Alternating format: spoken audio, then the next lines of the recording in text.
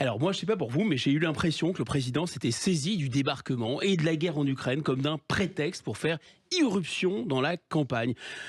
Il a été jusqu'à avouer le but de sa prise de parole. Je suis là pour parler, je suis là pour défendre mes idées, je veux convaincre. En fait, il a fait de la co-belligérance électorale, il a débarqué dans le scrutin, un peu comme Gabriel Attal dans le studio de France Info, pour sauver le soldat Aïe, dont il n'a pas, il est vrai, prononcé le nom, mais tout le monde a compris. Nous devons le 9 juin voter pour ceux qui défendent l'Europe, car l'Europe nous protège. N'êtes-vous pas au-dessus de la mêlée? La question posée par Anne-Sophie Lapix lui a offert un prétexte pour étaler sa fatuité. Votre interview dira si je suis au-dessus ou au-dessous de mon rôle du président. Ce qui est sûr, Patrick, c'est que dès les premières minutes de l'interview et jusqu'à la dernière seconde, le président a été dans la mêlée. Ouais. Est-ce qu'il a trop parlé de la campagne ? Il en a dit quelques mots, quoi. Ah bah oui, oui, mais c'est surtout, on a bien compris que du début jusqu'à la fin, tout le reste, ça servait un peu de bande-annonce pour le cœur de son propos.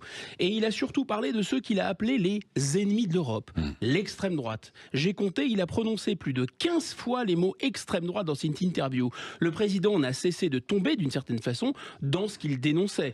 Il dit non, non, je ne parle pas de l'extrême droite, non, non, je ne personnalise pas, non, non, je n'installe pas un duel avec l'extrême droite. Et finalement, qu'a-t-il fait? Parler encore et toujours du danger de l'extrême droite. Il a dit l'extrême droite ne parle que de moi, mais lui n'a parlé que de l'extrême droite.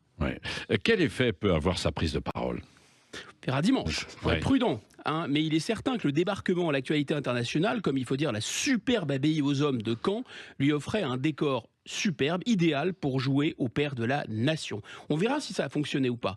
Mais d'ores et déjà, je pense qu'il a rendu un fier service au Rassemblement national. D'abord en parlant d'eux, donc en leur faisant de la pub, et aussi en validant leur stratégie. Il a reconnu en creux que voter pour l'extrême droite, pour les ennemis de l'Europe, c'est tout un pour lui. C'est un vote défouloir, c'est un vote sanction. C'est exactement ce que cherche à faire comprendre le RN à l'électeur. Voter pour nous, ce sera un vote sanction et un vote utile. Il a même exclu, a priori, il n'a pas dit s'il allait dissoudre ou pas. Par exemple, il a laissé planer le doute.